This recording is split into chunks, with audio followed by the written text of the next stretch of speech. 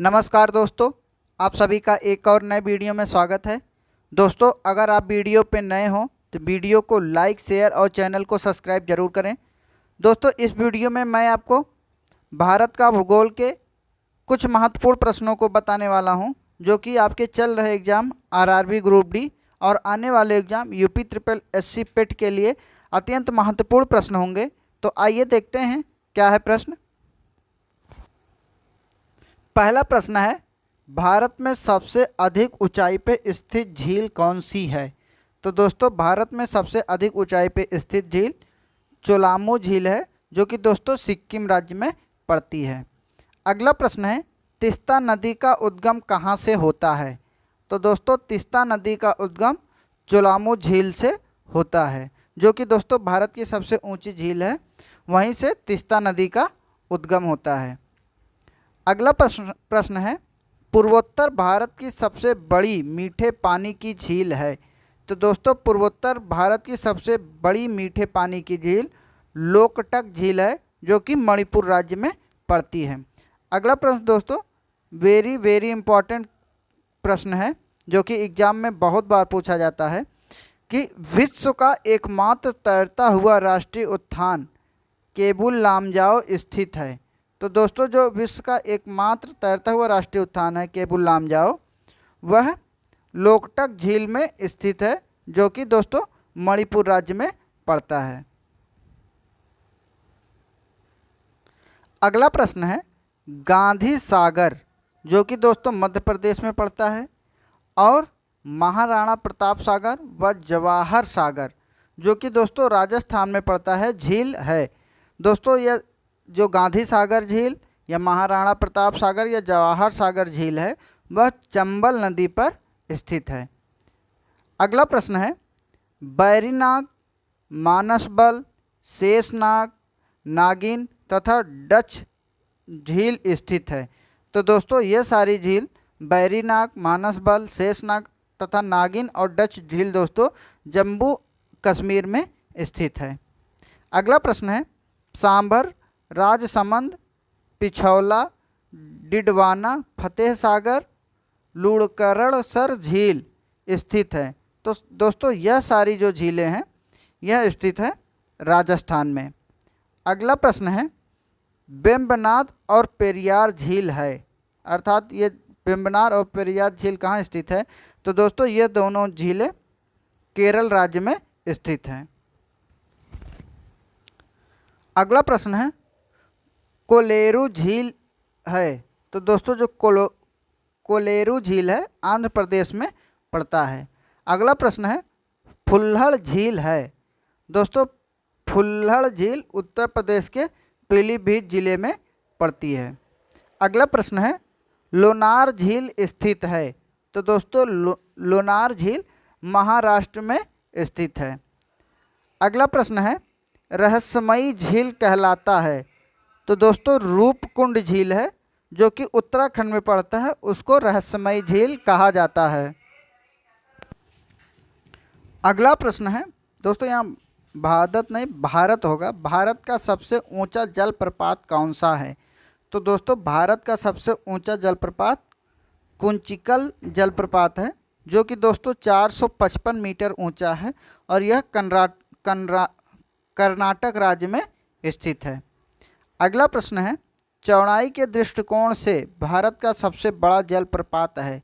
तो दोस्तों, चौड़ाई के दृष्टि से भारत का सबसे बड़ा जलप्रपात जोग या गोरसप्पा या महात्मा गांधी जलप्रपात है।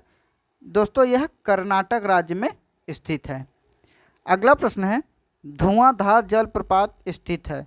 तो दोस्तों, धुआंधार जलप्रपात नर्मदा नदी पर जबलपुर मध्य प्रदेश में स्थित है। दोस्तों, यह प्रश्न अभी कल के एग्जाम में पूछा था आरआरबी ग्रुप डी में कि धुआंधार जलप्रपात स्थित है। तो दोस्तों, यह नर्मदा नदी पर जबलपुर मध्य प्रदेश में स्थित है। अगला प्रश्न है, हगेनकाल जलप्रपात स्थित है। तो दोस्तों, हगेनकाल जलप्रपात तमिलनाडु में कावेरी नदी पर स्थित है। अगला प्रश्न है, हुंडारू जलप्रपात स्थित है। तो दोस्तों, हुंडारू जलप्रपात सुवर्ण रेखा नदी पर स्थित है। अगला प्रश्न है शिव समुद्रम जलप्रपात स्थित है। तो दोस्तों शिव समुद्रम जलप्रपात कर्नाटक के कावेरी नदी पर स्थित है। अगला प्रश्न है स्वतंत्र भारत की पहली बहुउद्देशीय परियोजना है। तो दोस्तों स्वतंत्र भारत की पहली बहुउद्देशीय परियोजना दामोदर घाटी परियोजना है। अगला प्रश्न है दामोदर घाटी परियोजना का विस्तार है। तो दोस्तों दामोदर घाटी परियोजना का विस्तार झारखंड एवं पश्चिम बंगाल राज्य में इसका विस्तार है। अगला प्रश्न है देश की सबसे बड़ी बहुउद्देशीय परियोजना है। तो दोस्तों देश की सबसे बड़ी बहुउद्देशीय परियोजना सतलज नदी पर स्थित भाखड़ा नांगल परियोजना है। अगला प्रश्न है नागार्जुन सागर परियोजना स्थित है। तो दोस्तों नागार्जुन सागर परियोजना कृष्णा नदी पर आंध्र प्रदेश और तेलंगाना राज्य में स्थित है। अगला प्रश्न है उरी एवं तुलबुल परियोजना स्थित है। तो दोस्तों उरी एवं तुलबुल परियोजना झेलम नदी पर जम्मू कश्मीर राज्य में स्थित है। अगला प्रश्न है सरदार सरोवर संयुक्त परियोजना है, अर्थात इसका विस्तार किन किन राज्यों में है। तो दोस्तों सरदार सरोवर संयुक्त परियोजना का विस्तार मध्य प्रदेश, गुजरात, महाराष्ट्र एवं राजस्थान में सरदार सरोवर संयुक्त परियोजना का विस्तार है। अगला प्रश्न है भारत में प्रथम न्यूक्लियर ऊर्जा स्टेशन कहाँ स्थापित किया गया है। तो दोस्तों भारत में प्रथम न्यूक्लियर ऊर्जा स्टेशन सन 1969 में तारापुर महाराष्ट्र में स्थापित किया गया था। अगला प्रश्न है भारत में प्रथम जल विद्युत संयंत्र की स्थापना कहाँ पे और कब किया गया। तो दोस्तों भारत में प्रथम जल विद्युत संयंत्र की स्थापना 1869 में दार्जिलिंग पश्चिम बंगाल राज्य में स्थापित किया गया था। अगला प्रश्न है शिव समुद्रम जल विद्युत केंद्र स्थापित की गई थी। तो दोस्तों शिव समुद्रम जल विद्युत केंद्र 1902 में कावेरी नदी पर कर्नाटक राज्य में स्थापित की गई थी। अगला प्रश्न है कलपोंग जल विद्युत परियोजना स्थित है। तो दोस्तों कलपोंग जल विद्युत परियोजना अरुणाचल प्रदेश में स्थित है। अगला प्रश्न है मानगुरु जल संयंत्र स्थित है। तो दोस्तों मानगुरु जल संयंत्र तेलंगाना राज्य में स्थित है। अगला प्रश्न है थाल गुरजल संयंत्र स्थित है। तो दोस्तों थाल गुरजल संयंत्र महाराष्ट्र में स्थित है। अगला प्रश्न है चूखा जल विद्युत केंद्र स्थित है। तो दोस्तों चूखा जल विद्युत केंद्र भूटान में स्थित है। अगला प्रश्न है भारत की जलवायु है। तो दोस्तों भारत की जलवायु उष्णकटिबंधीय मानसूनी जलवायु है।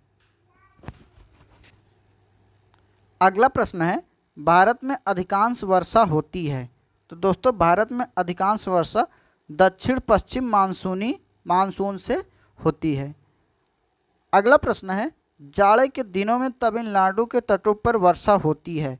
तो दोस्तों जाड़े के दिनों में तमिलनाडु के तटों पर वर्षा उत्तर पूर्वी मानसूनी या लौटती हुई मानसून के कारण होती है। अगला प्रश्न है भारत में मानसून का आगमन सबसे पहले होता है। तो दोस्तों भारत में मानसून का आगमन सबसे पहले जून के प्रथम सप्ताह में केरल राज्य में होता है। अगला प्रश्न है मिट्टी का अध्ययन कहलाता है। तो दोस्तों मिट्टी का अध्ययन पेडोलॉजी कहलाता है।